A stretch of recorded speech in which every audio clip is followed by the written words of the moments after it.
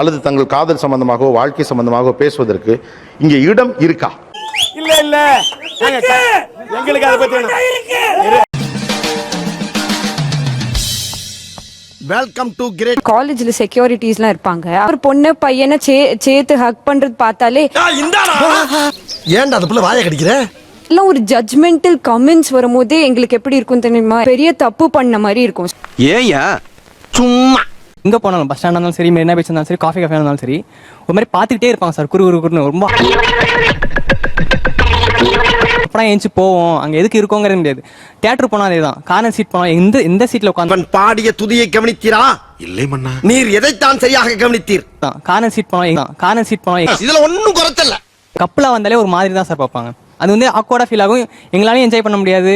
எங்களுக்குள்ள ஒரு என்டர்டைன்மெண்ட்டுங்க. என்டர்டைன்மெண்டா?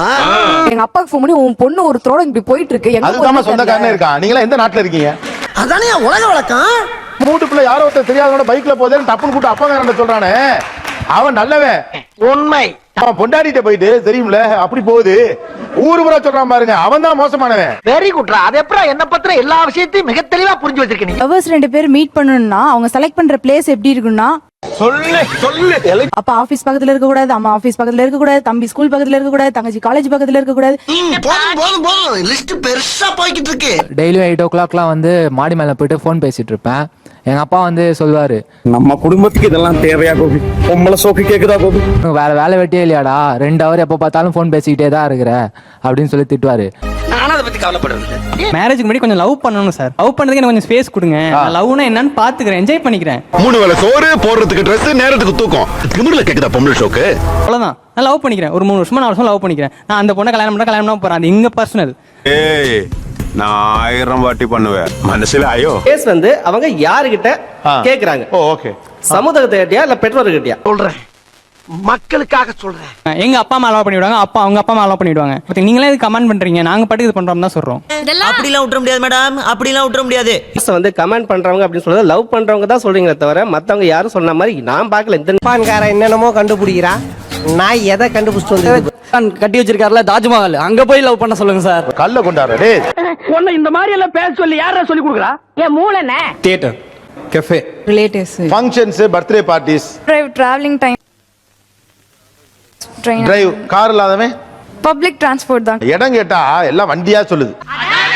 நீங்க சொல்லல இருந்துறாதீங்கடா, இங்க கண்ண படாம போயிட்டே இருங்க. நீங்க மாதிரி தான் இருக்கு, ஓடிட்டே இருந்தா நீங்களும் சொல்றீங்க. எதுக்கு நம்ம இவ்வளவு கஷ்டப்பட்டு லவ் பண்ணணும்? லவ் பண்ணிட்டு போறோம், அப்படியே சந்தோஷமா லவ் பண்ணிட்டு போறோம். வாழ விடுங்க. அதை நாங்க விட மாட்டோம். ஆக்சுவலி ஸ்பேஸ் நிறைய இருக்கு, அத தப்பா யூட்டிலைஸ் பண்ணனால தான் ஸ்பேஸ் போதும்ன்றோம். கம்பெனி சீக்கிரத்தை வெளிய சொல்லாதடா. இருக்குன்னு தான் சொல்றீங்க. ஒரு பிளேஸ் கூட நீங்க சொல்லவே இல்ல. பீச், பார்க், கோயில் இது மட்டும் தான். ஒரே நிமிஷமா அப்படி கேளு. என்னதான் இடம் இருக்கு? ஏன்னா அதை சொல்லிவிடுங்களேன். ஏன்னா ரொம்ப நேரமா யாருமே சொல்ல மாட்டேங்கிறீங்க. ஊரை விட்டு வேற ஊருக்கு போய் பேசுவேன். ப்ராசஸ்ல எவ்வளவு மென்டல் ட்ராமா வரும். ஓபனா பேசுவேன். எதுக்கு இத்தனை எப்படி? அங்கேருந்து அவர் அந்த ஊருக்கு வந்து 2 பேரும் கள்ள கடத்தல ஹாங்காங்ல போய் வைரமா விற்க போறீங்க. அசிங்கப்பட்டான் ஆட்டோக்காரன். Coffee shop, malls, theme park இப்படி நிறைய சொல்றாங்க. இங்கெல்லாம் உங்களுக்கு என்ன பிரச்சனை? அதுல ஏதாவது பிரச்சனையா? உங்களுக்கு என்ன பிரச்சனை இருக்கு? எனக்கு தான் பிரச்சனை. தியேட்டர்ஸ்ல மோஸ்டா இந்த மாதிரி சிச்சுவேஷன் ஃபேஸ் பண்ண வேண்டியது. ஒரு பொம்பளை புடிச்சது தெரியாம இன்னொருத்த கூட இங்க படம் பார்க்க வந்திருக்கேன். இங்க மேல அந்த கடையோட அந்த இது இருந்து போர்டு வீடு மாதிரி கட்டி உட்கார்ந்திருங்க பாரு, அந்த மாதிரி சொன்னாங்க சார். இது வேணும், இந்த வேணும். நீ இந்த வண்டியில ஏறல இல்ல? யோகா பண்ணிட்டு இருந்தார் ஒருத்தர். சைட்ல உட்காந்துட்டு பேசிட்டு இருந்தேன். ஜாலியா சிரிச்சு பேசிட்டு இருந்தேன். அவர் ராஜேஷ்க்கு தெரியவே கூடாது. நான் என்ன பண்ணாலும் ராஜேஷ்க்கு தெரிஞ்சிடும். இதுக்கு தான் வரீங்களா, பொறுக்கு காமிச்சிக்கிறாங்களா அப்படின்னு பேசினாரு. அது எனக்கு ரொம்ப கஷ்டமா இருந்தது. அப்படின்னு சொன்னீங்க சாரு, ரொம்ப கஷ்டமா இருந்தது. நீங்க அதுக்கு என்ன ரியாக்ட் பண்ணீங்க? போடா சொட்ட சொன்னா நாங்க தான் இங்க பேசிட்டு இருக்கோம் ததுல. உன்னை யார் என் பக்கத்துல வந்து உட்கார சொன்னா? இடம் கிடைக்கலையா யோகா பண்றதுக்குலாம் போயா அப்படின்னு. உன்னை எல்லாம் யார் இங்க வர சொன்னா? யார் வர சொன்னா? யோகா பண்ணிட்டு இருந்தாரா? நீங்க அதுக்கு முன்னாலே தான் கருதுங்களா? அதுக்கு முன்னாடில இருந்தே நாங்க அங்க இருந்தோம். அவரு டெய்லியும் பண்றாரு போல இருக்கு. தியேட்டர்ல வந்து என்னால கம்ஃபர்ட்டபிளா பேச முடியாது. ஃப்ரீயா பேச முடியாது. ஓகே, சத்தமா இருக்கும், பக்கத்துல இருந்து திட்டுவாங்க. யா, நானும் ஒரு 2 மணி நேரமா பாத்துக்கிட்டு இருக்கேன். ஒரே இடத்துல 2 கடலை போட்டுக்கிட்டு இருக்கீங்க. இந்த தர்ம சங்கடத்தை நான் சந்தித்தேன். அது என்ன தர்ம சங்கடம்? சார், அவங்க பார்க்குனாங்களே, அங்க செக்யூரிட்டிலாம் துரத்தி விடுறாங்க. போலீஸ்ல மாட்டிக்கிட்டோம்னா ரொம்ப தப்பா பேசுவாங்க சார். ரொம்ப கேவலமா பேசுவாங்க சார். ஒரு பொண்ணு கூட நான் வந்து ஹில்ஸ் போக கூடாதா? அப்ப நான் மட்டும் நான் இழுச்சவாடா? ரொம்ப தப்பா கேவலமா எதுக்கு போறீங்க, என்ன பண்ண போறீங்க, எவ்வளவு நேரம் அந்த மாதிரி கேவலமா பேச ரொம்ப கஷ்டமா இருக்கு சார். இப்ப நான் பட்ட வேதனை இருக்கே, அந்த வேதனை.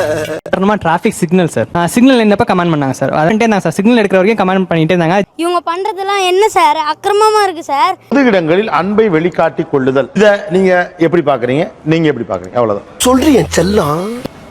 நிச்சயமா என் பையன் கண்ணை பொத்தி கூட்டிட்டு வந்துருவேன் சார். அதுதான் பண்ணுவேன். எந்த பயனும் இல்ல. ஒரு வண்டி ஓரம் கட்டி நிக்கிறதா அந்த இடத்துல வந்து ரெண்டு பேர் ஹப் பண்ணிட்டோ அல்லது பேசிட்டோ ஏதோ ஒரு மூமெண்ட்ல இருக்காங்க. ஏய் கூட்டு போங்கடா, கோவத்துல போட்டுற போற. வந்து ஏத்த மாதிரி போகக்கூடிய வண்டியை வந்து நிச்சயமா வந்து ஒரு விபத்துக்குள்ளாகக்கூடிய ஒரு சூழல் வந்து உருவாக்குது. வாய்க்கு வந்தபடி எல்லாம் பேசப்படாது. எதா இருந்தாலும் நியாயமா பேசணுமா இல்லையா? இந்த சைடுல ரெண்டு பேர் நிக்கிறத பார்த்து ஆக்சிடென்ட் ஆயிருங்கிறீங்க. தூக்கிடுங்க சார். ஆக்சுவலா ரொம்ப மனப்பதட்டம். டிரைவர் டிரைவிங் பண்ணி தெய்வமே தூங்கிறாதீங்க. இதெல்லாம் சாதாரணமாப்பா. நான் அது அப்படிலாம் டிஸ்கஸ்டட் அந்த மாதிரிலாம் ஃபீலிங் அந்த மாதிரிலாம் நான் பண்ண மாட்டேன். தமிழ் பண்பாடு தமிழ் கலாச்சாரத்தை பூரா தீய வச்சு கொளுத்திட்டாயா? நார்மலா தான் போவேன். அவங்க ஏதோ லவ்வர்ஸ், அவங்க என்ஜாய் பண்றாங்க, அவங்க ஏதோ பண்ணிட்டு போறாங்கன்னு தான் இருப்பேன்.